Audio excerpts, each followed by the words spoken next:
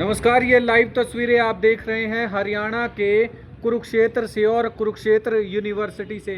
आप देख पा रहे हैं पार्ट टाइम टीचर आज वाइस चांसलर के पास पहुंचे। इससे पहले कैबिनेट मंत्री, शिक्षा मंत्री, मुख्यमंत्री के पास भी जाकर जो है ज्ञापन देते हुए नजर आते हैं, क्योंकि काम पूरा ले लिया जाता है लेकिन उसके बाद इनको तनख्वाह जो होती है वो सही और समय पर नहीं मिलती। बातचीत कर लेते हैं आखिरकार क्यों इतने दिनों से लगातार मंत्रियों के पास जा रहे हैं और फिर भी कोई हल नहीं निकल कर आता है। जी क्या बताएंगे, आज इकट्ठा होकर पहुंचे हैं आप? हम कुरुक्षेत्र यूनिवर्सिटी के पार्ट टाइम टीचर हैं जो लेक्चर बेस पे लगे हुए हैं। कोई 60 साल से, कोई 7 साल से, कोई 5 साल से, ऐसे विभिन्न समय में लगे हुए हैं। हम पिछले 6 महीने 1 साल से सभी मंत्री, हम सीएम से पहले मिले थे, अभी मिले हैं, एश्योरेंस हमें मिला हुआ है वहाँ से। हालांकि हम 27 तारीख को माननीय कृष्ण बेदी से मिले थे जो कैबिनेट मिनिस्टर हैं, तो उन्होंने हमें आश्वासन दिया था और वीसी साहब से फ़ोन पर उन्होंने हमारी फेवर करने के लिए कहा भी था और उन्होंने हमें कहा था कि आप वीसी साहब से मिलो, हमारी बात हो चुकी है। तो इस रिगार्डिंग हम वीसी साहब से मिले थे। वीसी साहब ने हमें कहा है कि हमारे हाथ में इतना कुछ नहीं है, गवर्नमेंट के हाथ में है और जो हमारे हाथ में काम करेंगे वह तो उन्होंने कहा है इस बात को, लेकिन वो ज़्यादा सा इस बात को लेकर हमें ये कहा भी सरकार के हाथ में, हमारे हाथ में इसमें ज़्यादा कुछ है नहीं जी। तो हमारी दरख्वास्त है कि हम 12 महीने काम करते हैं, जितना रेगुलर टीचर काम करता है उससे ज़्यादा हम काम करते हैं। वो पेपर में ड्यूटी देते हैं, हम भी देते हैं, वो बाद में बैठते हैं, हम भी बैठते हैं। ऐसा कोई काम नहीं है पेंडिंग जो हम उनके हमारे अलावा वो ज़्यादा करते हो, हम उनसे ज़्यादा ही करते हैं। लेकिन जो पे की बात आती है, पैसे की बात आती है, वो हमसे एक रेगुलर प्रोफेसर का 10% ही मिलता है लगभग। हमें 35,000 मिलते हैं, उनको 3-3 लाख मिलते हैं। तो हम जब 15-20% पे काम करने को राजी हैं तो तब ये गवर्नमेंट या जो अथॉरिटी है वो इस बात को स्वीकार नहीं करती। हमारी दरख्वास्त अभी भी वीसी साहब से है, हम्बल रिक्वेस्ट है कि वो इस बारे में हमारी बात सुने और हमारी बात आगे रखें। सरकार से भी हमें जो खुल्लर साहब से भी बात हो चुकी है, हालांकि वो इस बारे में ये जो कह रहे हैं, अभी हम सोच रहे हैं इस बारे में, जल्दी कोई डिसीजन आएगा, लेकिन हमें सिर्फ आश्वासन मिले हैं, आज तक उसके बाद कुछ नहीं हुआ है। मतलब आप कहते हैं कि मुख्यमंत्री, कैबिनेट मंत्री, शिक्षा मंत्री सभी से बातचीत होगी है लेकिन आश्वासन के अलावा मतलब अभी उसमें कुछ रिजल्ट नहीं आया। बात सबसे कारण क्या बता रहे हैं, क्यों नहीं आ रहा रिजल्ट? सरकार तो कह रही है कि चलो हम करेंगे भाई, वीसी साहब कह रहे हमारे पास फंड नहीं है, सरकार के पास का मामला है, सरकार करेगी, इसको फंड देगी तो हम करेंगे। पा रहे हैं ये लाइव तस्वीरें आपको कुरुक्षेत्र यूनिवर्सिटी की दिखा रहे हैं। आप देख पा रहे हैं तमाम टीचर पहुंचे हैं। हाँ जी मैम, क्या कहेंगे आप? बोलो। सर, हम लोग यही चाहते हैं कि हम लोग यूजीसी नॉर्म्स के अकॉर्डिंग एलिजिबल हैं, नेट क्वालिफाइड और पीएचडी हैं सभी लोग, तो एटलीस्ट हमें 12 महीने सैलरी दी जाए और एक बेसिक पे तो कम से कम रखा जाए। हाँ जी, बस सर मैं यही कहना चाहूँगी।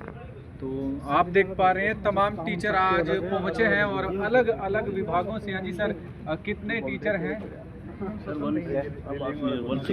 160। तो सभी का यही मैटर है, सैलरी समय पर नहीं मिलती, काम पूरा ले लिया जाता है। काम पूरा ले लिया जाता है और सैलरी ओनली 34,000 दी जाती है। बेसिक पे भी नहीं, बेसिक पे भी नहीं जाती और सभी एलिजिबल हैं सर। हाँ जी सर, ये जो आप जॉब कर रहे हो, पार्ट टाइम जॉब है, तो ये आपकी सैलरी पर लेक्चर के हिसाब से मिलती है? पर लेक्चर के हिसाब से मिलती है, हमें 750 रुपये पर लेक्चर।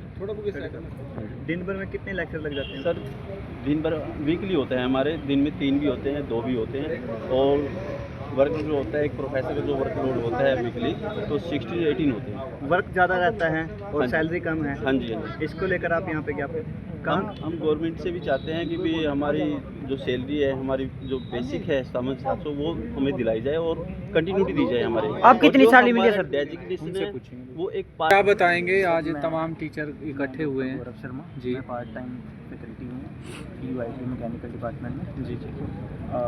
मेरी योग्यता पीएचडी है एमआईटी कुरुक्षेत्र से। मैं पिछले लगभग 3 वर्षों से यहाँ पे as a part time teacher काम कर रहा हूँ।